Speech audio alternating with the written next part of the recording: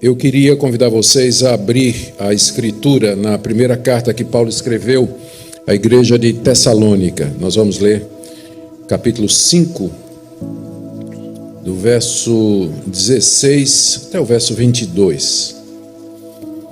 Aliás, vamos ler do verso 12 até o verso 22. Isso é o finalzinho da parte prática da carta de Paulo aos Tessalonicenses. Eu vou focar só no verso 18. Mas é sempre bom a gente ler o contexto. Agora vos rogamos, irmãos, que acateis com apreço os que trabalham entre vós e os que vos presidem no Senhor e vos admoestam, e que os tenhais com amor em máxima consideração, por causa do trabalho que realizam. Vivei em paz uns com os outros. Exortamo-vos também, irmãos, a que admoesteis os insubmissos, consoleis os desanimados, ampareis os fracos e sejais longânimos para com todos. Evitai que alguém retribua a outrem mal por mal. Pelo contrário, segui sempre o bem entre vós e para com todos. Regozijai-vos sempre. Orai sem cessar. Em tudo dai graças, porque essa é a vontade de Deus em Cristo Jesus para convosco. Não apagueis o espírito, não desprezeis as profecias. Julgai todas as coisas, retende o que é bom.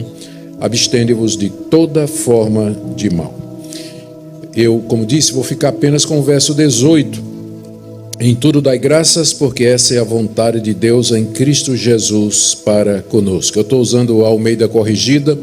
Eu sei que vocês usam a Almeida Corrigida Fiel ou a NVI, mas eu já chequei, não há nenhuma diferença material na tradução. Creio que não haverá nenhum problema em você acompanhar o que nós vamos dizer aqui. Muito bem, eu queria ver então com vocês o tema de gratidão a partir desse versículo.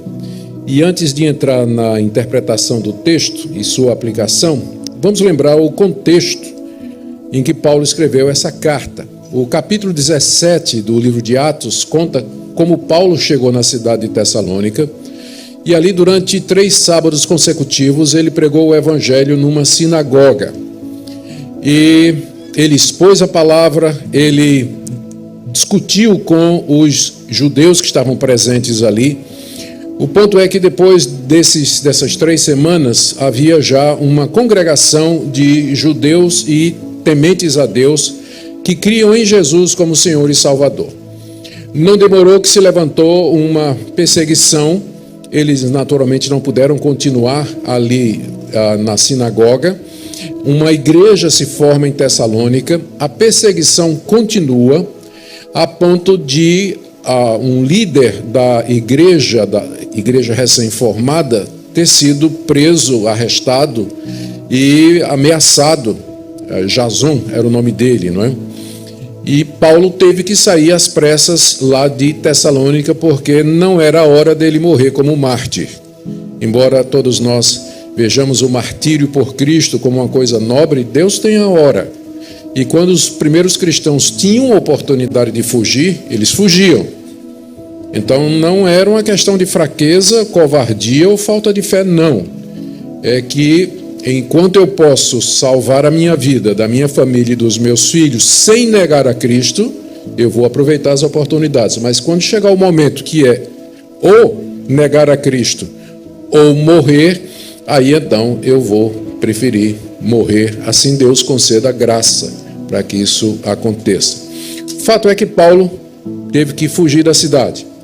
Algum tempo depois, ele muito preocupado, ele tinha passado estimativas aí conservadoras, ele tinha passado aí pelo menos no máximo uns 2 meses, 1 mês, 2 meses na cidade. Então era uma igreja de novos convertidos e ele estava preocupado, porque aqueles irmãos continuavam a sofrer perseguição por parte dos moradores de Tessalônica, que eram gregos, tinham suas próprias religiões, estavam debaixo da orientação do Império Romano.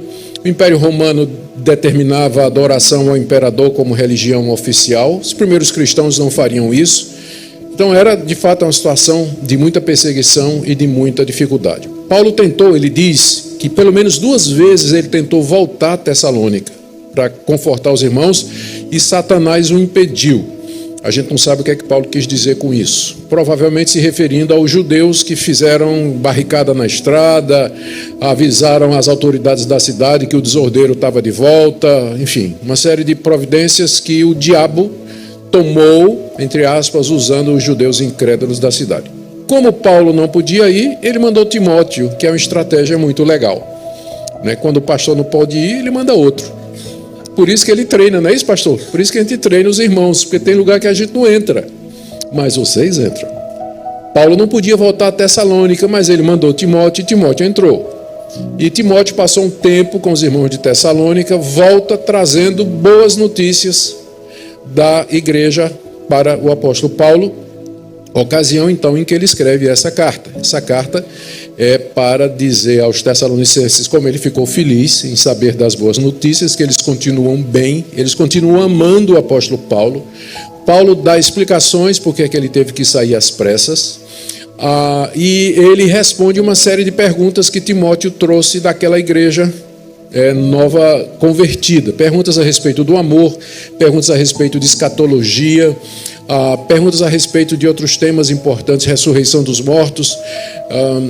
E daí vocês veem que os novos convertidos daquela época já eram bem taludos, já podia comer carne, comida substanciosa, em vez de apenas um leitinho, como às vezes a gente tem que dar para os irmãos novos convertidos de hoje. Mas não é meu assunto isso, vamos voltar. Então, o ponto é que o apóstolo Paulo, nas recomendações, depois a carta ela é essa mistura de gratidão, explicação de pontos teológicos, resposta de perguntas que foram feitas. Ele termina com algumas exortações práticas, como ele sempre faz, e que essa parte aqui que a gente já leu, que vai do verso 12 até o verso 22, e lá no meio, tem essa orientação que ele dá para aquela igreja: em tudo dai graças. Imagina Paulo escrevendo para aqueles irmãos perseguidos lá em Tessalônica, com risco de perder seus bens, liberdade, perder a própria vida. Em tudo dai graças, porque essa é a vontade de Deus em Cristo Jesus para convosco. Então eu queria examinar essa exortação que Paulo faz aqui a uma igreja que aparentemente tinha pouco pelo que dá graças, pelo histórico que a gente viu aqui, porque era só sofrimento e perseguição depois que eles eram crentes. Enquanto não era crente, estava tudo muito bom. Depois que se converteram, era só perseguição. Por isso, quando o pessoal prega o evangelho dizendo aceite a Jesus porque seus problemas vão se resolver, vai melhorar na sua vida, é propaganda enganosa, fake news. Não acredite nisso, sua vida vai ficar muito mais difícil. Jesus nunca enganou ninguém. Ele disse que quem quer vir após mim, a si mesmo se negue, tome sua cruz e me siga. Ele disse que o caminho e a porta eram apertados e estreitos. Ele nunca prometeu felicidade, bens materiais, saúde, resolução dos problemas, um marido. Nunca prometeu esse tipo de coisa às pessoas em geral, não é? Ao contrário, ele prometeu que haveriam perseguições por conta do seu nome. Então, é por isso que essa passagem aqui no verso 18, ela tem tanta importância, pelo contexto em que ela foi escrita e a quem ela foi escrita. Então, aí eu quero ver com vocês uns 5 ou 6 pontos que a gente pode tirar aqui desse versículo para esse tema de gratidão. Gratidão. E vamos começar definindo, A melhor coisa que a gente faz quando começa a discutir um assunto é a questão das definições. Então, Paulo está dizendo aqui, em tudo dai graças. O que é que significa dar graças, agradecer? É o reconhecimento de que aquilo que você tem, ou aquilo que você possui, ou aquela situação que você está passando, não é resultado de mérito seu, mas de alguém outro que deu as condições ou permitiu que aquilo acontecesse. Então isso gera em você uma consciência que a gente chama de gratidão. Você sabe que aquilo que você está vivendo, aquilo que é uma coisa boa, coisa que enche o seu coração, aquilo não veio de você. Aquilo foi dado, foi concedido e não com base nos seus méritos. Então, gratidão é esse reconhecimento. E aplicado a Deus é o reconhecimento de que tudo aquilo que nós somos, temos, os momentos que nós passamos, tudo isso procede dele. e que a reação, a única reação que nós podemos ter diante de Deus, desse Deus, é exatamente gratidão. A palavra que foi traduzida dar graças é uma palavra grega cuja raiz é a palavra graça, né? Tanto é que foi traduzida assim. As versões mais modernas já traduzem agradeçam, não é? Mas no original grego a palavra graça está lá, que a gente geralmente chama de favor imerecido. Então, em tudo vocês deem graças, ou seja, em tudo vocês reconheçam que o que vocês têm é um favor imerecido. O próprio ato de respirar, de existir, de viver, tudo isso aí vem de um Deus que tudo fez para a sua glória. E o que você tem procede dele. Você é uma criatura dependente, depende do próprio ar que você respira, depende de uma série de coisas para estar vivo. Portanto, o único tipo de atitude que cabe em alguém que conhece esse Deus é essa atitude de dependência e reconhecimento que a gente chama de gratidão ou ações de graças ou dar graças. É isso que nós estamos falando, é disso que nós estamos falando aqui. Então, essa é a atitude que Paulo manda que aqueles tessalonicenses pratiquem. E isso me leva ao segundo ponto. Quando a gente examina, no próprio português, já a tradução já revela isso aqui. Isso aqui na língua original, o verbo, ele está no imperativo. E aqui é um imperativo também. Dai graças é uma ordem. Paulo não está fazendo um pedido, ele não está dando uma sugestão, ele não está dando a opinião dele.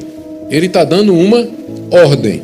Isso aqui é tão ordem quanto regozijai-vos sempre, orai sem cessar, não apagueis o espírito, não desprezeis as profecias, julgai todas as coisas, abstende-vos de toda forma de mal. Se você pegar o seu texto grego do Novo Testamento e você for examinar lá os tempos e modos verbais, todos esses verbos estão no imperativo. O imperativo é o modo do verbo que demanda obediência e que só deixa uma condição para você. Ou você está obedecendo ou você está desobedecendo. Se você não está dando graças em tudo, você está em pecado. É isso que o imperativo significa. Deixa eu mostrar para vocês como a gente, às vezes, não leva isso tão a sério como devia. Na carta que Paulo escreveu aos Efésios, no capítulo 5, verso 18, ele diz assim: não vos embriagueis com vinho, no qual há dissolução, mas enchei-vos do Espírito. Então tem duas ordens aí, não é? Primeiro, não se embriaguem com vinho, e a segunda ordem é encham-se do Espírito Santo. Ambos os verbos ou expressões verbais estão no imperativo. Entretanto, a gente considera pecado alguém ficar bêbado, mas um crente que não está cheio do Espírito Santo, a gente não considera pecado, a gente nem disciplina por ele, aquela pessoa. O certo seria a liderança da igreja tratar como pecado os crentes que não estão cheios do Espírito Santo, porque não é uma opção, é uma ordem. É a vida cristã normal, mas se o cara chegou bêbado no domingo de manhã, ele vai para a assembleia, né, para ser excluído da igreja. Mas se ele não é cheio do Espírito Santo, você já ouviu falar de algum crente que foi excluído porque ele não é cheio do Espírito Santo? É 2 pesos e 2 medidas. O que nós temos aqui é uma ordem. Quer dizer o seguinte, que se você agora, nesse momento, não está com espírito de gratidão diante de Deus, você está pecando. Você está desobedecendo a orientação da palavra de Deus. E o que tem mais, esse imperativo aqui, ele é um imperativo do presente, que significa fazer alguma coisa constantemente. Poderia ser traduzido: em tudo dai graças continuamente. Essa é a ideia de uma ação constante. Mesma coisa, enchei-vos do Espírito. Uma boa tradução seria enchei-vos continuamente do Espírito Santo, apontando para a necessidade de que a gente faça isso todo dia. Então, não é em alguns momentos você dê graças. Quando você tiver vontade, você dê graças. Ou quando você está se sentindo feliz, você dê graças. Então, quando alguma coisa boa aconteceu com você, você dê graças. Não, a ordem aqui é para sempre dar graças a Deus, ter sempre essa atitude de gratidão com relação a Deus. Fora disso, nós estamos entristecendo o Espírito Santo e pecando diante de Deus. Então nós já vimos o que é, já vimos que se trata de uma ordem e as implicações disso aí. Isso me leva a um outro ponto, que é: por que uma necessidade de uma ordem para isso? Não devia ser uma coisa natural? Por que Deus deixou na Bíblia uma ordem para a gente ser grato? Se, considerando o que Deus fez por nós, na criação e na redenção, gratidão deveria ser o modo normal de existência do cristão. Não devia ser o modo natural de existência nosso? Por quê? Porque eu conheço esse Deus. Ele fez todas as coisas. Tudo que eu tenho, eu já vi, vem dele por mera graça. E não somente as coisas desse mundo, mas a redenção, a vida eterna, as promessas que ainda vão se cumprir. Ele me deu todas essas coisas. Então, o normal e o natural é que nós vivêssemos uma vida de gratidão. Não é isso que você faz quando você acorda de manhã? Oh, Deus, mais um dia, louvado seja o teu nome. Não é? Antes do café, inclusive, né? Senhor, que bênção, mais um dia. Olha, Deus, eu mal espero ir para o meu trabalho para te agradecer, entrar nesse trânsito maravilhoso de João Pessoa às 7 horas da manhã, louvando o teu nome. É assim que você... Não, né? Não. Eu imaginei que não. Imaginei que não. A ordem existe porque Deus conhece os nossos corações. Quando nós cremos no Senhor Jesus, nós somos regenerados, nos arrependemos, cremos nele para a vida eterna. Isso não significa que Deus tira de nós a nossa natureza pecaminosa. Nós somos justificados pela fé em Cristo Jesus. Deus não nos torna justos, Ele nos considera justos. Ele nos considera justos. E Ele nos trata como justos em Cristo Jesus. Mas a nossa natureza, ela permanece aquela velha natureza pecaminosa, que a gente chama de o velho homem, ou natureza adâmica, já que ela veio por geração ordinária de Adão e de Eva, que a gente chama de pecado original. Então, a tendência do nosso coração é exatamente o oposto da gratidão. Adão e Eva lá no paraíso, eles deveriam ter sido gratos por tudo aquilo que eles tinham, mas eles cobiçaram a única coisa que eles não podiam ter. De onde a gente aprende que o melhor remédio para a cobiça é a satisfação. Se você está satisfeito com sua mulher, você não vai cobiçar do próximo. Se você está satisfeita com seu marido, você não vai cobiçar o marido da próxima. Você não vai fazer isso. Então, exatamente pela falta de gratidão e satisfação, é que eles quiseram experimentar aquele fruto lá. E essa é a raiz do pecado. Não é interessante que quando o apóstolo Paulo vai resumir a lei, lá em Romanos capítulo 7, ele diz assim: eu não teria conhecido o pecado se a lei não dissesse: não adulterarás, não cobiçarás. Ele resumiu todos os 10 mandamentos num só: a cobiça, o desejo de ter, a insatisfação. A grama do vizinho sempre é mais verde, o carro do vizinho sempre é melhor. O que gera cobiça, gera inveja, insatisfação e falta de gratidão. Então, essa é a nossa natureza corrompida. É por isso que tem uma lei, tem uma ordem de Deus dizendo: sejam gratos. A lei de Deus, ela funciona como uma bengala, porque tem horas que a gente está claudicando na vida cristã e a gente se apoia na lei de Deus. A gente diz assim: eu vou dar graças a Deus. Não estou sentindo nada, mas eu vou dar graças a Deus porque a lei de Deus está dizendo para eu agradecer. O mandamento do Senhor é que eu seja grato o tempo todo. Que eu seja grato o tempo todo. É por isso que tem uma ordem. E se tem uma ordem, Deus espera que ela seja obedecida. E ela foi dada por causa da nossa natureza, porque o normal nosso é a ingratidão. Você sabe disso pelos seus filhos, não é? Na verdade, a não ser que os seus sejam diferentes dos meus. A primeira coisa que os meus filhos aprenderam foi não. A segunda foi, é meu. Talvez os seus sejam diferentes, mas os nossos foram isso aí, né? Claro que eles puxaram o pai e não a doçura da mãe, não é?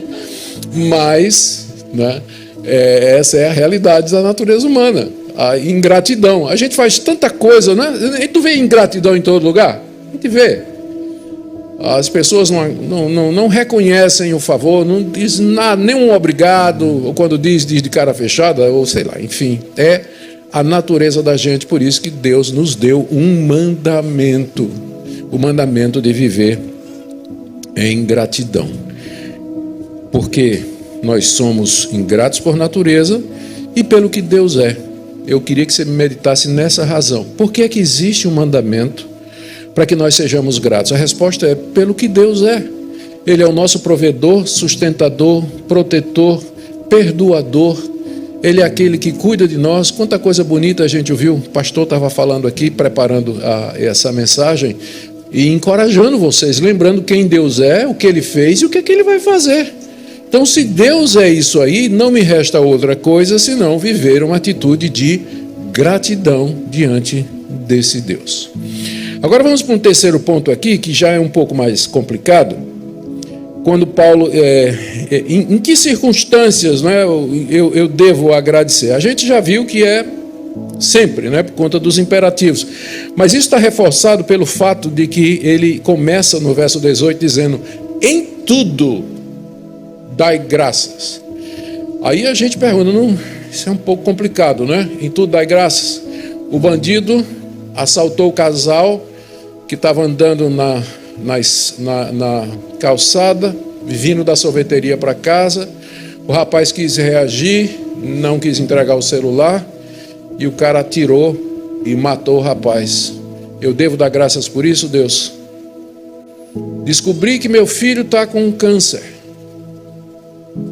Ou descobri que minha mãe está com uma doença autoimune degenerativa, é apenas uma questão de tempo. Ou que eu estou com um problema assim. Eu devo chegar para Deus e dizer, Deus, agradeço pelo bandido que deu tiro naquela pessoa, matou aquela criança, aquele motorista bêbado que matou aquela criança. O que é que quer dizer em tudo dar graças? Quando a gente estuda essa passagem, essa expressãozinha, essa preposição aqui, a gente descobre que poderia ser que Paulo não está dizendo, eu não quero ser mal compreendido aqui, Paulo não está dizendo dê graças por tudo, porque certamente a gente não deve dar graças pelo mal e pelo pecado. Mas o que ele quer dizer é que em todas as circunstâncias, durante todas essas circunstâncias, você dê graças a Deus. Voltando ao caso do bandido que matou o rapaz.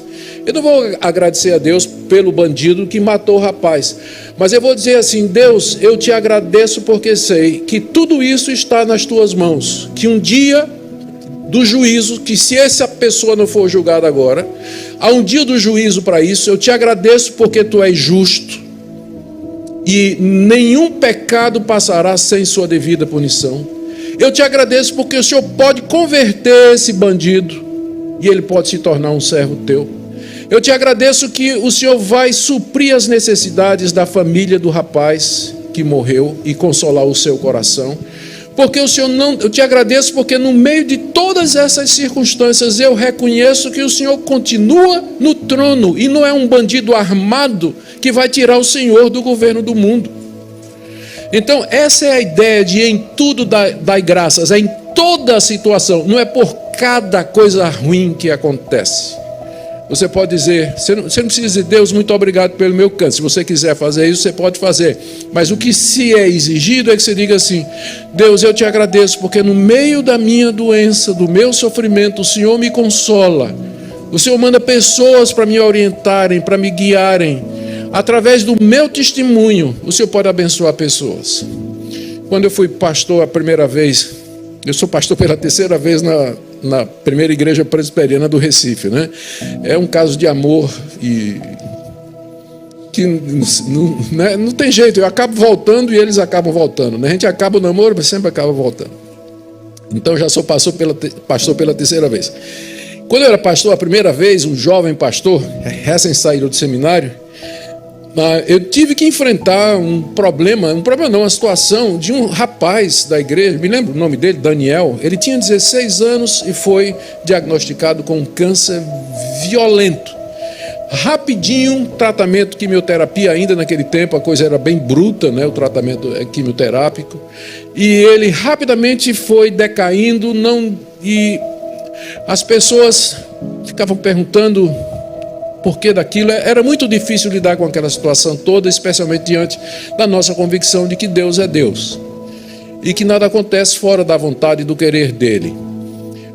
E o Daniel aguentou firme. O testemunho daquele menino de 16 anos levou a Cristo dezenas de pessoas. E quando ele foi enterrado, a multidão que estava lá, pessoas que estavam lá, ouvindo a história, o testemunho dele e como ele morreu e tudo mais, durante algum tempo a gente pôde traçar várias conversões que permaneceram na igreja até o dia de hoje, que se converteram através da vida de Daniel.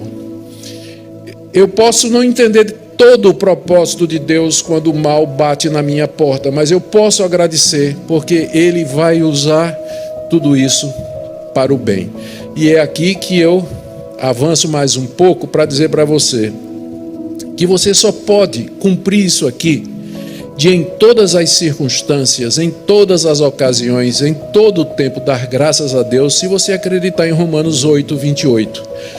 Todas as coisas cooperam para o bem daqueles que amam a Deus. O bem ali não é o bem financeiro, não é o bem material, não é a saúde boa, embora Deus possa fazer isso, mas não é. Se você continuar lendo o contexto de Romanos 8, você vai ver logo mais adiante, não é que Deus, quem são, quando ele diz assim, todas as coisas cooperam para o bem dos que amam a Deus, aí ele diz, os que amam a Deus são aqueles que Deus escolheu, chamou, justificou, glorificou para serem a imagem do seu Filho. Então é esse o bem que Deus quer produzir em você e em mim, que você seja parecido com seu irmão mais velho, que é Jesus. Por isso as provações, as dores, os sofrimentos. E quando você entende isso, você então pode em todas as circunstâncias dar graças, sabendo que a providência de Deus, que é a maneira sábia pela qual Ele controla os eventos desse mundo, de maneira justa, sem tirar o direito de ninguém e sem interferir na nossa liberdade. Deus, como Ele é, Ele pode fazer isso. Eu não sei como Ele faz, mas eu sei que Ele faz. Sabendo e entendendo isso, você pode dizer, Deus, eu te dou graças, mesmo que eu não entenda. Mas eu sei que no final, isso vai ser para o meu bem. O apóstolo Paulo teve uma experiência, ele conta na segunda carta que ele escreveu aos Coríntios, capítulo 12, é bem conhecido. Ele conta uma experiência 14 anos depois de ter tido, que inclusive é uma lição para nós, né? A gente tem um sonho onde Deus apareceu para a gente, um anjo apareceu para a gente, e domingo a gente já quer dar testemunho na igreja, né? Paulo levou 14 anos para contar uma experiência que ele teve, porque ele não queria, ele diz, né? Eu não gosto de contar essas coisas, porque aí o pessoal fica pensando que eu sou, né, alguma coisa especial, e eu quero que vocês olhem para Jesus e não para mim. É isso que Paulo diz em 1 Coríntios, 2 Coríntios, capítulo 12. Muito bem, nessa experiência, Paulo foi levado até o terceiro céu, que na cosmovisão judaica de mundo era o céu mais alto onde Deus estava com os anjos, e era onde Paulo esteve lá, na presença de Deus. E ele diz que lá ouviu coisas que ele não tinha condição de contar, por isso ele não contou, ao contrário de outros, né, que já foram no inferno umas 14 vezes e contaram para nós. Aí como é que é? Cuidado, viu? Se for metade daquilo que está contado lá, né, vai ser complicado. Mas aí Paulo, não vou contar, né, só estou dizendo, se é para comparar experiências, porque os falsos apóstolos lá de Corinto estavam se fazendo de gente espiritual, né? E Paulo disse, se é para comparar a experiência, então vamos lá. E de muita má vontade contou essa experiência que ele teve lá na presença de Deus, e que quando ele desceu, né, quando terminou a experiência, voltou, ele disse que não sabe se foi no corpo ou fora do corpo, Deus colocou um espinho na carne dele, que ninguém sabe o que é de propósito, porque você lê o texto e você se identifica, não é? Porque quando é indefinido, o leitor pode ler sua própria experiência ali. Foi colocado um espinho na carne. O que a gente sabe é que era doloroso, satânico, humilhante, era como se fosse uma bofetada, a ponto de Paulo 3 vezes pedir que Deus tirasse o espinho da vida dele. Paulo orar 3 vezes, presta atenção, não é falta de fé não, porque às vezes o pessoal diz, você pede e não recebe, é porque faltou fé, meu irmão. Não, às vezes não faltou não, às vezes porque a vontade de Deus é outra. A vontade de Deus é outra. 3 vezes ele orou e pediu, e Deus disse, não, a minha graça te basta. Eu tenho uma coisa melhor, Paulo, melhor do que tirar o espinho, é dar graça a você, para que você conviva com ele. Porque você vai, com isso, se tornar humilde. Porque eu posso usar um apóstolo com espinho na carne, humilhado e quebrantado, mas eu não posso usar um apóstolo arrogante e orgulhoso. Então, o espinho na carne. Quando Paulo entendeu isso, finalzinho do capítulo 12, ele diz, então agora eu me regozijo dos meus sofrimentos, porque quando sou fraco, então é que eu sou forte. Quando você entende isso, você pode em tudo dar graças a Deus. Mas enquanto você não entende, enquanto você acusa a Deus de injusto, você fica magoado com as circunstâncias, coloca a culpa nos outros, você nunca vai desenvolver esse espírito de gratidão. Em tudo dai graças. Próximo ponto aqui, que é o meu 4º ponto. Deixa eu contar aqui direitinho. Isso aí, 4º ponto. É a razão que Paulo dá aqui. Ele já teve, várias razões aí. Mas ele explicitamente diz assim, em tudo dai graças, porque esta é a vontade de Deus. Se você não tiver se nada disso convenceu você até agora, de que você tem que viver uma vida de gratidão, não importa o que, então, pelo menos essa, que é a vontade de Deus. Pronto, não é assim às vezes que a gente faz com o menino pequeno? Menino, faz isso. Não faço. Por quê? Menino, faz, até que finalmente você pega a vontade e diz, porque é isso que eu estou dizendo, faça porque eu estou mandando. Você usa a sua autoridade e manda fazer. É o que Deus está dizendo aqui, dê graças porque essa é minha vontade. Os outros argumentos não convenceram você? Então pelo menos por esse aqui, porque é o que eu quero que você faça. Então não é questão de você sentir vontade, você se sentir bem, você estar alegre, você estar satisfeito, você estar pressuposto, é uma ordem do seu rei. Ele está dizendo para você, eu quero que em todas as circunstâncias, em todos os momentos, não importa o que esteja acontecendo na sua vida, você reconheça que eu faço tudo colaborar para o seu bem, mesmo que você não entenda, e por isso eu quero que você seja grato, que você me agradeça, que você dê graças. Você pode fazer isso verbalmente, falar comigo em oração e dizer, Senhor, eu te agradeço. Você pode cantar, orar no fundo do seu coração, ou ter uma atitude de gratidão. Tem dezenas de maneiras diferentes de você manifestar gratidão. Eu, depois que a gente briga, a gente briga assim, estamos casados há quantos anos? 40, né? 40 anos casados. Aí, a maneira que eu tenho de pedir perdão para ela e agradecer que ela me perdoe é fazer um cappuccino para ela. Ela adora cappuccino. Eu não digo nada. Eu só chego lá com um cafezinho com leite, cappuccino, um biscoitinho lá para ela, né? Então ela já sabe que aquilo é pedido de perdão e um agradecimento. Então tem tantas coisas que a gente pode fazer diante de Deus para cumprir isso aqui. Você pode dar um culto e ação de graças. Algumas igrejas fazem isso, não é? Culto e ação de graças. Ou fazer um mês inteiro de gratidão a Deus, como é o plano do pastor. Vamos agradecer a Deus o mês inteiro, não é? E é pouco. Vamos agradecer a Deus. Você pode, diversas maneiras, rede social está aí. Taca no Twitter lá, ou no Face, no Instagram, na sua gratidão, não é? Deus, eu te amo, obrigado. Você pode fazer isso, tem tantos meios para você fazer isso. Não interessa como, o que importa é o que Deus está dizendo. Essa é a minha vontade. E a vontade de Deus é boa, perfeita e agradável. E se Ele está pedindo isso de nós, é porque é a coisa apropriada a fazer. Porque essa é a vontade do nosso Rei. Em quinto lugar aqui, ele diz: em tudo dai graças, porque esta é a vontade de Deus em Cristo Jesus para convosco. Essa expressão em Cristo Jesus que é, eu diria, a chave para a gente entender tudo isso aqui. Por isso tudo que eu falei até agora só acontece por causa de Jesus Cristo.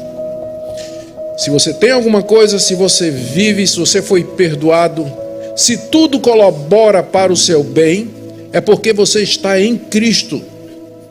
Porque, eu vou dizer agora o contrário, todas as coisas, todas as providências, todos os acontecimentos, todos os fatos, tudo que existe colabora para a perdição eterna do ímpio, para o sofrimento dele eterno no inferno. É porque você está em Cristo que Deus santifica a doença, a crise, a dor, a contrariedade e usa para a sua salvação e para a sua redenção. É só por causa de Cristo, senão você estaria junto com os outros de quem se diz que todas as providências, acontecimentos, momentos, situações, na verdade, contribuem para a perdição e o sofrimento eterno deles. Porque pensa no ímpio, quando acontece alguma coisa ruim com ele, de quem vocês acham que ele vai zombar, criticar e chamar de injusto? Deus. O coração dele se revolta contra Deus e ele mergulha ainda mais na incredulidade. Lê a história de gente que se tornou ateia. É interessante ler a história de gente que se tornou ateia. Eles geralmente vão dizer, e eu tenho aqui pelo menos 2 casos na minha mente aqui, eles geralmente vão dizer que eles pediram a Deus alguma coisa que Deus não deu e eles ficaram revoltados. Estou pensando agora num dos 4 cavaleiros do Apocalipse, Daniel Dennett, você já deve ter ouvido falar, os 4 cavaleiros do Apocalipse são os 4 principais ateus de hoje, né? O Christopher Hitchens morreu de câncer na cabeça, e ele morreu dizendo assim: se eu me converter, se eu disser na hora da minha morte que eu estou crendo em Cristo, é o câncer comendo minha cabeça, ninguém acredite nisso. Ele morreu assim, dizendo isso. Esse Dennett, ele diz que quando era criança, ele foi criado numa igreja, se não me engano, episcopal lá na Inglaterra, e ele queria muito que Deus desse para ele de presente um cavalinho, um cavalo. Morava numa fazenda e tudo, queria que o pai desse um pônei para ele no aniversário. Ele disse que subiu no telhado da casa, passou a noite orando a Deus, pedindo que Deus desse, e no dia seguinte não tinha nada de pônei. Ele chegou à conclusão que Deus não existia e que era uma piada de mau gosto. Tem muitas outras explicações para ele não ter ganhado o cavalo, mas ele escolheu essa. Decepção com Deus. Então, a pessoa que não crê, ela não se sujeita, não.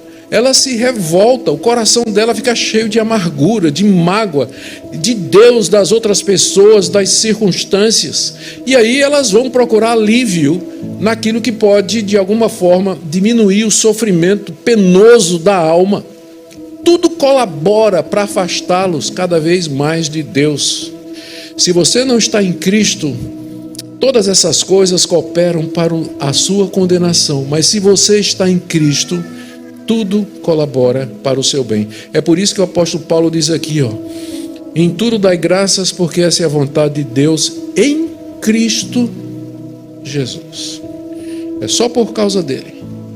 Senão todos nós já estaríamos experimentando o sofrimento eterno aqui. Mas por causa do nosso Senhor Jesus, que na cruz gritou: Deus meu, por que me desamparaste? E ele sofreu e sentiu toda a nossa dor, todo o nosso sofrimento. Por conta dele, tudo que nos acontece, Deus transforma, como o José. Os irmãos de José intentaram o mal contra ele, mas Deus transformou em bem. Venderam como escravo, ele terminou como soberano no Egito. Tudo colabora para o bem dos que estão em Cristo Jesus. Por isso, em tudo dai graças, em tudo agradeçam, tendo consciência disso aqui. Entenderam porque é que doutrina é importante? Porque o pastor podia chegar simplesmente e dizer assim: gente, vamos dar graça a todo mundo. né? Mas alguns vão dizer, mas peraí, por quê? Não tem o menor motivo para dar graça, né? A minha vida é um bagaço. Estou com 40 anos de idade, já dei o último tiro na macaca, não apareceu um pretendente para eu casar, não é? Então fiquei para titia, não tem motivo. O que é que eu vou agradecer a Deus? Vocês têm essa expressão aqui, pastor? Porque lá no Nordeste tem, né? Lá no Nordeste não, lá em Pernambuco tem, né? Pernambuco tem. É o tiro, o último tiro. Em Cristo Jesus. Deixe-me, queridos, para o último ponto, para a gente fazer algumas aplicações. Essa é a vontade de Deus em Cristo Jesus para convosco. Essa é a vontade de Deus para com seus filhos. Porque, muito embora a humanidade toda esteja debaixo da santa lei de Deus, porque Deus continua sendo Deus, mesmo dos ímpios, dos ateus, dos incrédulos, dos perversos, Ele ainda é Deus. Todos estes estão debaixo do seu poderio e vão dar contas a Deus de tudo isso. Inadimplência, inabilidade não significa falta de responsabilidade. Se você estiver devendo 1 milhão no banco, o cobrador bater na tua porta e você disser, eu não tenho 1 milhão, sou inadimplente, o banco vai deixar de cobrar? Mesmo que você não consiga obedecer a Deus, Deus vai deixar de ainda exigir de você que você obedeça a lei dele? Não vai. A humanidade toda está debaixo dos preceitos de Deus e vai dar contas a Deus. Se você não estiver em Jesus, você vai ter que dar conta a você mesmo. E se prepare para enfrentar o juiz. Terrível coisa é cair nas mãos do Deus vivo, diz a palavra de Deus. Mas esse preceito aqui, Paulo diz claramente que é para convosco. Esta é a vontade de Deus em Cristo Jesus para convosco. Porque o ímpio, ele não tem a menor ideia do que significa uma vida de gratidão, especialmente se a vida dele, de alguma forma, é cheia de problemas. Mas nós sabemos, nós podemos, não existe nada que Deus peça de nós que Ele mesmo não nos dê condição de fazer isso. Agostinho, no século IV, um pai da igreja, ele disse assim a Deus, no famoso livro Confissões, se você não leu, é melhor do que Harry Potter, lhe garanto. Lê as Confissões de Agostinho. E lá ele vai dizer assim, concede-me a tua, pede o que quiseres e concede-me o que pedes. Pede-me o que quiseres e conceda-me o que o Senhor está pedindo. Porque ele sabia que o mesmo Deus que diz, em tudo dai graças, é o mesmo Deus que vai dar a você condições para que você agradeça, mesmo nos momentos difíceis.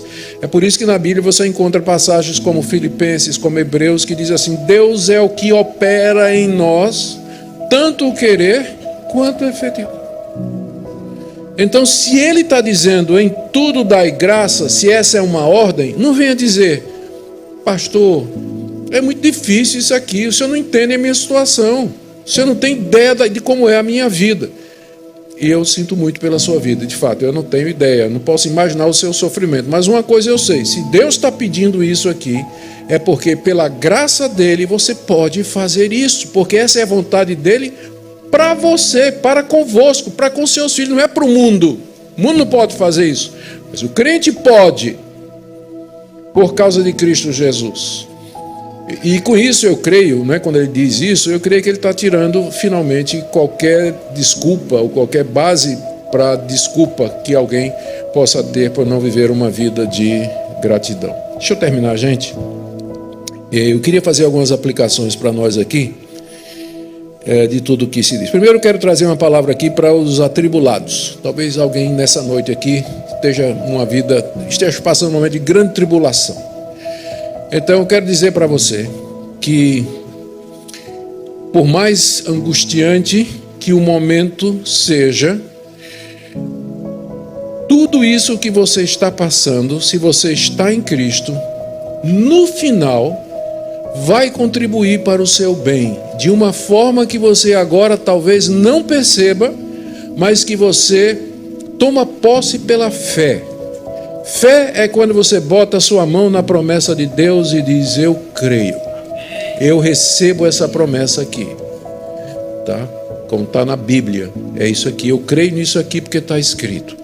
Então, se está dito isso, se Deus quer que eu agradeça em toda qualquer situação, significa que não importa a situação, Deus está no controle e no final vai ser para o meu bem. Então eu digo isso para você. Pode levar um tempo, E eu ainda diria para você que está atribulado, obedeça mesmo que você não esteja sentindo.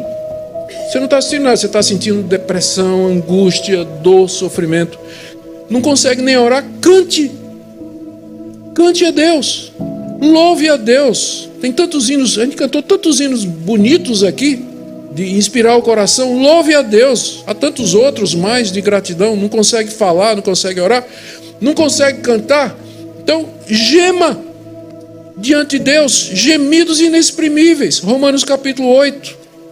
Nós que temos as primícias do Espírito, gememos em nosso íntimo. O Espírito geme por nós, intercede por nós com gemidos inexprimíveis. Gema diante de Deus, né? A intenção do seu coração é agradecer. Você não tem palavra, não consegue cantar, mas o Espírito Santo diz lá em Romanos 8, Deus sabe qual é a intenção do Espírito, porque Ele entende a mente daqueles, porque Ele intercede. Mas o que importa é que você tenha essa atitude. Uma palavrinha também para quem está rancoroso, magoado. Eu sei que você...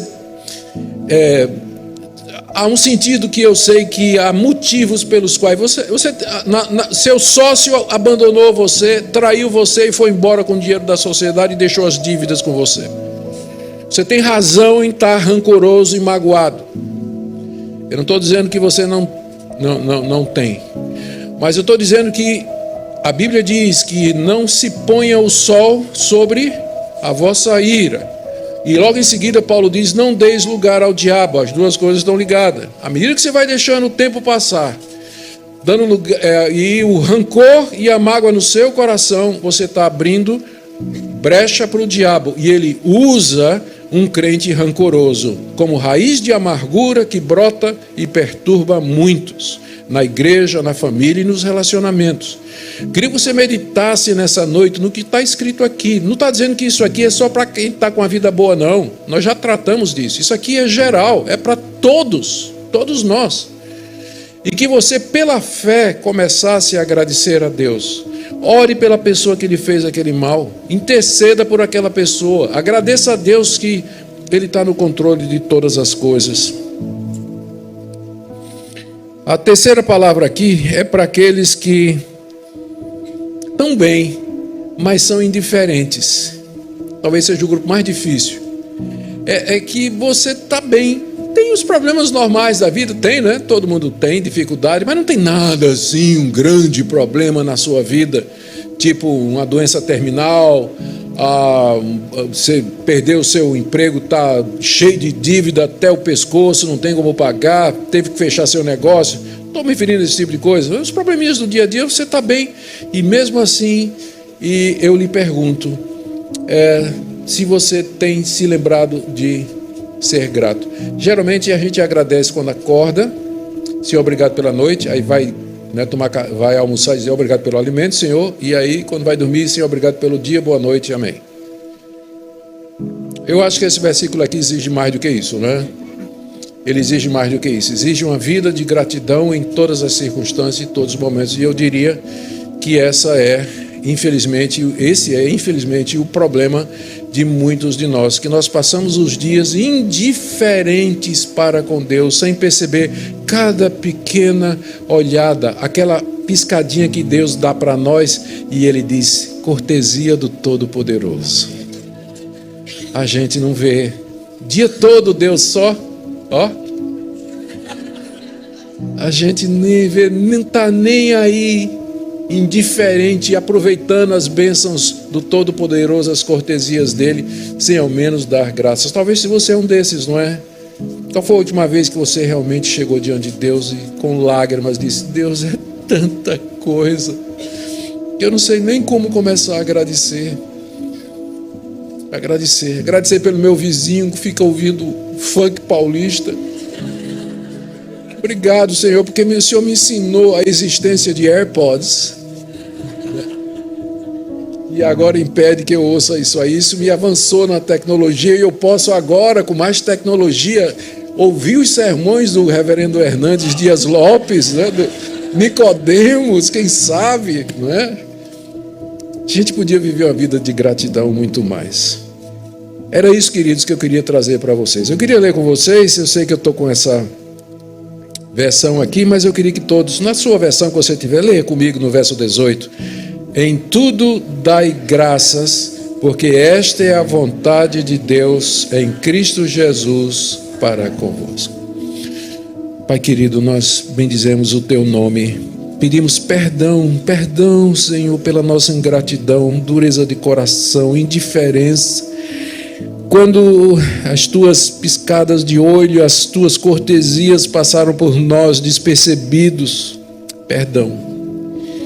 E agradecemos porque o Senhor faz tudo cooperar para nós, para o nosso bem, em nome de Cristo Jesus. Senhor, se tem alguém aqui nessa noite amargurado, ferido, eu quero pedir que seja reanimado diante, ó Deus, da tua grandeza, da tua bondade, da tua generosidade, da tua exuberância.